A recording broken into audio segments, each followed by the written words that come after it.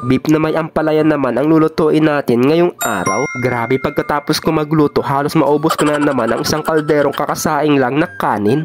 Hi guys, ngayong araw nga, beef na may ampalaya naman ang lulutuin natin. Pero bago nga tayo magsimula magluto, tara samahan nyo muna ako para kunin dito yung karni ng beef dito sa loob ng freezer. Ito nga pala yung natirang karni nung nagluto ako ng beef curry. Siguro mag-iisang linggo na rin ito sa loob ng freezer. Kaya ngayong araw napapanahon na siya para lutuin. At dahil galing nga pala yan sa freezer, kailangan muna natin itong ibabad sa tubig. Konti nga lang din pala itong karni ng beef natin, kaya ahaluan natin ito ng ampalaya. At etong ampalaya naman ay nabili natin doon sa tindahan ng mga gulayan. Alangan naman sa hardware natin ito bilhin, wala naman nagtitinda ng ganito. 3 piraso nga lang din pala ang kinuha natin dahil marami na din yan kapag naluto. At syempre hindi makukumpleto ang recipe mo kapag walang bawang at sibuyas. Kaya naman ginayat ko na rin itong sibuyas ng pa-slice. Tapos set aside lang muna natin ito at isusunod naman natin dito yung bawang. Matanong ko nga lang din sa inyo guys kung nasubukan nyo na din ba ang ganitong klaseng luto sa beef na may ampalaya. Dahil sa pagkakaalam ko nga itong ampalaya ay mapait, pero gagawin ko nga ito ng paraan para hindi siya masyadong mapait.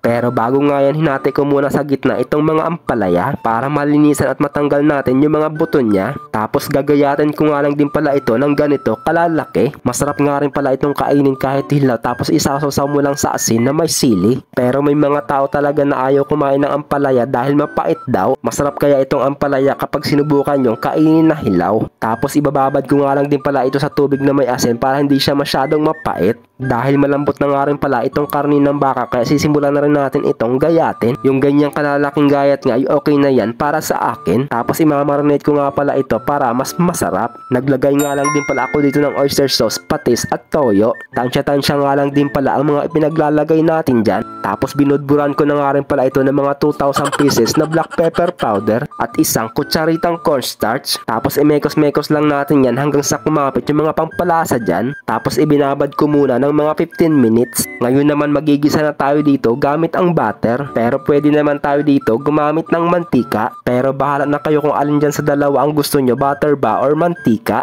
Inilagay ko na nga rin pala yung bawang at sibuyas. Tapos imekos-mekos lang natin ito hanggang sa lumabas yung mga aromatics nila. Nung medyo naamoy ko ng mabango na, ibinuhos ko na nga rin pala itong minarinate nating karne. Tapos gisa-gisahin nga lang din pala natin ito hanggang sa lumabas yung sariling mantika niya. At para hindi nga rin pala masunog yung ilalim, maglalagay nga rin pala ako dito ng kunting tubig. Tapos kapag medyo natuyo, pwede naman tayo ulit dito magdagdag ng tubig. Takpan nga lang din pala natin ito ng mga ilang minuto hanggang sa lumambot yung karne.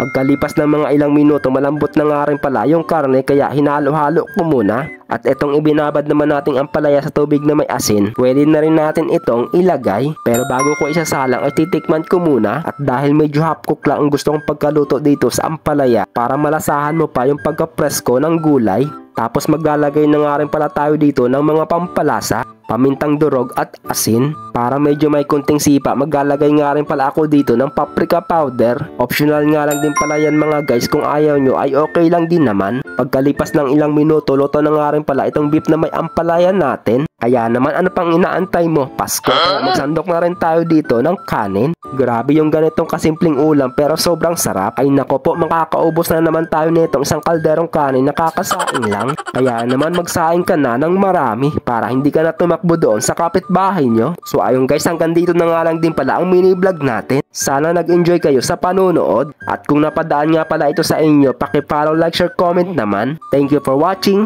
Bye bye!